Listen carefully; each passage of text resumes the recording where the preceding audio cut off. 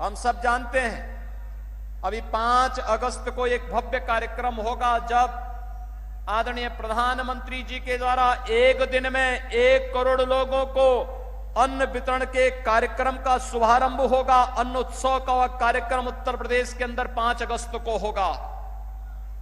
5 अगस्त की पवित्र तिथि हमारे लिए कई मायने रखती है। 5 अगस्त की तिथि सर्जिकल स्ट्राइक के लिए भी जानी जाती है। 5 अगस्त की तिथि कश्मीर के कलंक धारा 370 को समाप्त करने के लिए भी जानी जाती है। और 5 अगस्त की तिथि सैकड़ों वर्षों की गुलामी को तथा बताते हुए अयोध्या में भगवान श्री राम के भव्य मंदिर के कार्य का आदरणीय प्रधानमंत्री जी के कर कमलों से शुभारंभ के लिए भी जाना जाता है। और इसलिए भाइयों बहनों 5 अगस्त की उस तिथि का कार्यक्रम भी अलग अलग तिथि में आपने देखा होगा कैसे एक तिथि को इतिहास के अमिट अक्षरों में स्वर्ण अक्षरों में लिख दिया गया है।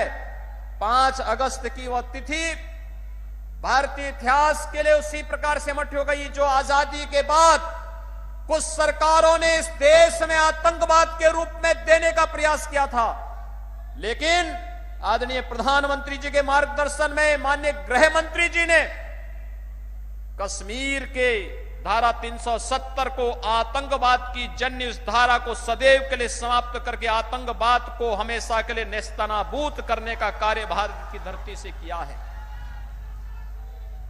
जब भी नेतृत्व यशस्वी होता है, निस्वार्थ भाव के साथ कार्य करता है, तो देश के बारे में सोचता है। 136 करोड़ लोग उसके परिवार के हिस्से होते हैं, लेकिन जब नेतृत्व स्वार्थी होता है, भ्रष्ट होता है, बेईमान होता है, वह केवल अपने बारे में सोचता है, अपने परिवार के बारे में सोचता है। और आजादी के बाद से लेकर के विभिन्न सरकारों में, केंद्र में हो या राज्य में, यही तो होता रहा है। आज अगर प्रदेश में सुरक्षा का वातावरण है, इसकी प्रेरणा किसकी है?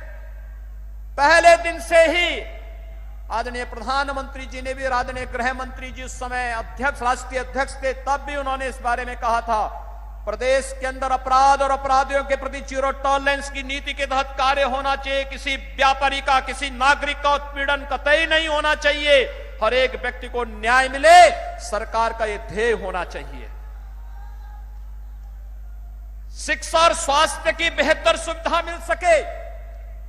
भाइयों बहनों, आदरणीय प्रधानमंत्री जी की कृपा से, उनके मार्गदर्शन में मां विंध्यवासिनी के इस धाम में मेडिकल कॉलेज बन चुका है। इस सत्र में प्रधानमंत्री जी के द्वारा उसमें प्रवेश की प्रक्रिया का शुभारंभ भी होगा और मां विंध्यवासिनी के नाम पर बनने वाला यह मेडिकल कॉलेज उत्तर प्रदेश और विंध्य क्षेत्र के नौजवानों को मेडिकल की उत्तम शिक्षा का एक केंद्र बिंदु बनकर के आगे उभरेगा।